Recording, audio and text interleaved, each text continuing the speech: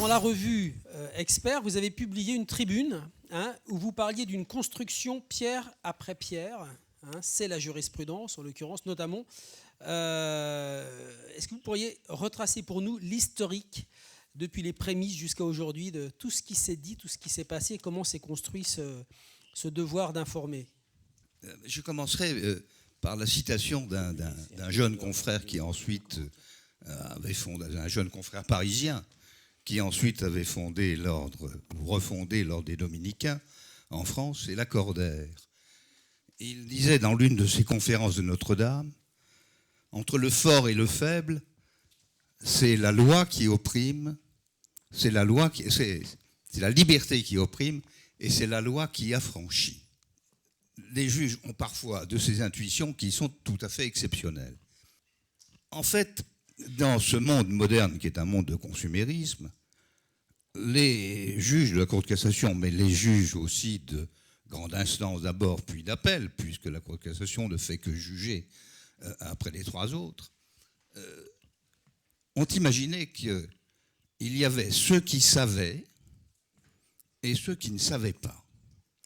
Et que ceux qui ne savaient pas étaient en fait soumis à une sorte d'orgueil de la connaissance de celui qui savait. Ainsi, si on s'adresse à un avocat, à un notaire, à un médecin, eh bien, forcément, il a la vérité et on ne peut que se soumettre à son opinion. La première brèche dans cette certitude sociale a été marquée par un premier arrêt de 1986 concernant un contrat d'assurance qui n'était pas adapté ou plutôt le renseignement donné dans le cadre d'une police groupe par la compagnie d'assurance pour un prêt ne répondait pas à la nécessité de l'emprunteur et à sa situation. Et pour la première fois, on dit la banque prêteuse n'a pas respecté son devoir d'information et d'alerte en quelque sorte, et donc elle est responsable du préjudice causé. Dans le domaine de la consommation du marchand ordinaire, la loi dans le Code de la consommation lui fait obligation d'informer son client de façon loyale sur les produits qu'il va vendre. Mais dans les derniers errements de la jurisprudence de la Cour de cassation, elle va plus loin. Elle dit non seulement vous devez l'informer sur le produit et de façon loyale, mais en plus vous devez l'interroger pour savoir si le produit que vous allez lui vendre correspond effectivement à son besoin. Anecdote, si vous voulez, un marchand de carrelage vend un carrelage à un client pour de grandes surfaces, et en fait, ce carrelage qui devait entourer une piscine va se révéler gélif. Et la Cour de cassation dit au marchand de carrelage, mais vous êtes responsable du dommage créé par ce carreau gélif. Mais je ne savais pas, dit-il, que c'était pour une piscine.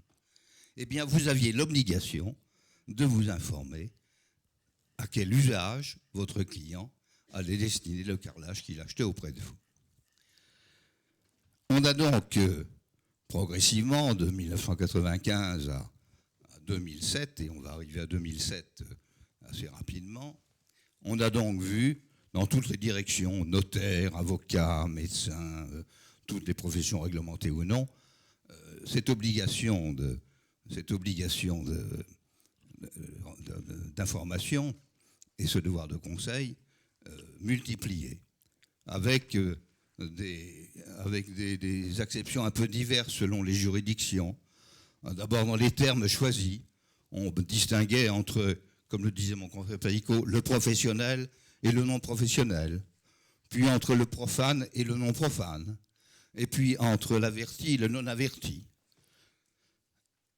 À partir de deux arrêts très importants, 2007, les choses vont s'éclaircir, puisqu'on ne parle plus alors que d'averti ou de non-averti. Vous allez voir que la définition d'averti et non-averti n'est pas non plus toujours facile à comprendre.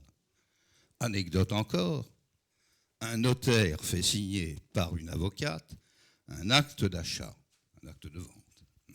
elle est acquéreur.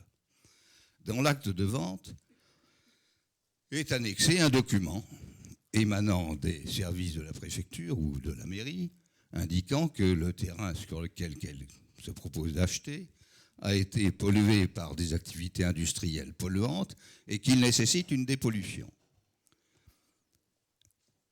Elle est avocate. L'acte lui a été envoyé avant l'audience, si j'ose dire, avant la signature, y compris l'annexe. Le notaire se réfugie derrière cette qualité en disant, enfin, elle dit qu'elle n'a pas su ce qu'il y avait dans l'acte annexé. Tout de même, ça n'est pas sérieux. Si, dit la Cour de cassation, le notaire devait s'assurer que sa cliente, même avocate, même professionnelle, avait bien pris conscience des conséquences de l'annexe à l'acte de vente qu'il lui faisait signer.